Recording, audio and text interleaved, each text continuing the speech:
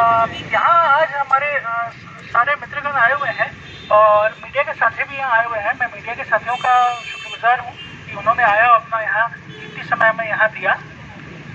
मैं अपने साथियों से विनती करता हूँ कि वो आज का जो हमारा पहला स्किट है वो शुरू करें। अब साथियों,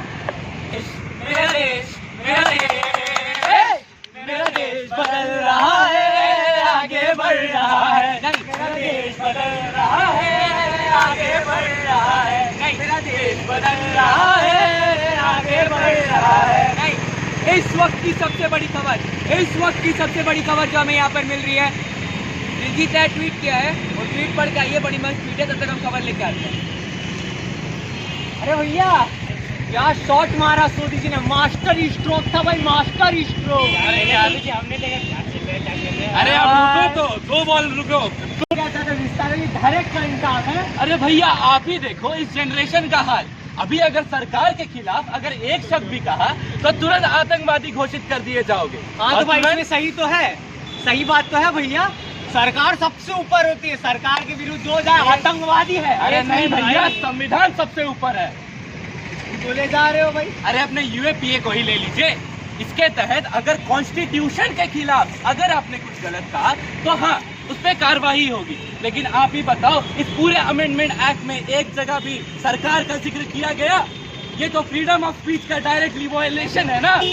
अरे ऐसे नहीं चलेगा। अरे सरकार समझा एक ही चीज तो है, एक ही चीज तो है ना ये। अरे हटो दे। आपने कहाँ पढ़ा?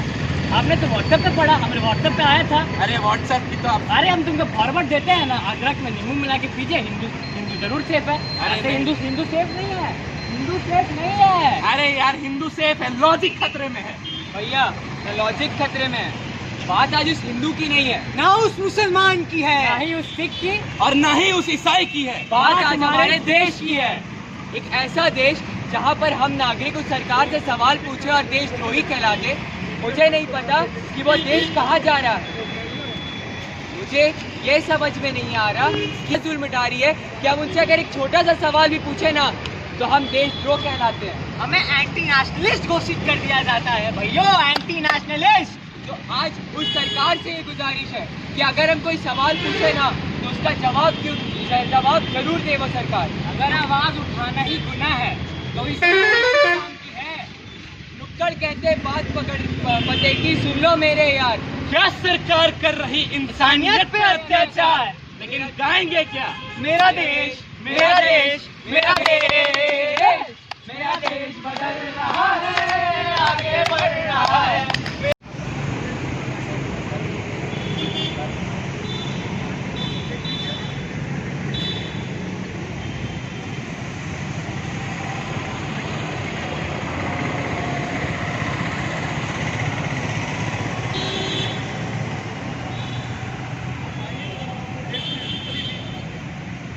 और क्या करना है आपको? मुझे नुक्कड़ नाटक हो, कोई पुलिस वाला यहाँ खड़ा नहीं है और मुझे रोक नहीं रहा है। ये बात जो नहीं दिख रही है तो लोगों को समझ में नहीं आ रहा है कि हिंदुस्तान में आज जो फंडामेंटल राइट्स और फंडामेंटल फ्रीडम्स पर जो खतरा है, आज जो कॉन्स्टिट्यूशन पर खतरा है, वो हिंदुस्तान में इससे पहले कभी नहीं रहा। आप ये समझें कि 2014 के बाद जितनी चीजें हुई हैं वो बेवकूफी की बात नहीं है। जैसे आपकी जो नोटबंदी हुई थी, वो नोटबंदी इसलिए नहीं हुई थी कि हिंदुस्तान से काला धन को खत्म करना था, क्योंकि काला धन तो स्विस बैंक से आने वाला था। अचानक सारा काला धन हिंदुस्तान में कैसे आ गया? तो वो नोटबंदी इसलिए नहीं की गई थी कि हिंदुस्तान से काला धन को हटाना था, बल्कि नोटबंदी इसलिए की गई थी कि आपके आर्थिक अधिकारों को कम करना था। बैंकों के हालत खराब थे और आपके सारे पैसे जब बैंक में चले गए तो बैंक की लिक्विडिटी बढ़ गई। सरकार ने अपने खर्चे की वजह से बैंकों की हालत खराब हो रहा है। आज यहाँ पे आज 10 दिसंबर है, नेशनल ह्यूमन राइट्स डे है। उसके लिए PUCL, APCR मिल के एक अवेयरनेस प्रोग्राम इधर बनाए हैं कि मानवाधिकार के ऊपर आदमी का क्या क्या अधिकार है। आदमी के ऊपर जो सरकारी या बेसरकारी अत्याचार होता, कुछ भी होता, उसका विरोध में आदमी को आगे बढ़ के आना चाहिए। और हर भारतवासी को अपना जो अधिकार है हम वो आप जानना चाहिए, उसी के अवेयरनेस के लिए हम लोग ये प्रोग्राम किए हैं। हर साल 10 दिसंबर को हम लोग करते हैं हॉल में, और ये साल कोरोना के चलते हम लोग बाहर में किए हैं। नुक्कड़ नाटक हुआ है, सारा दिन हम लोग 1 बजे तक रहेंगे।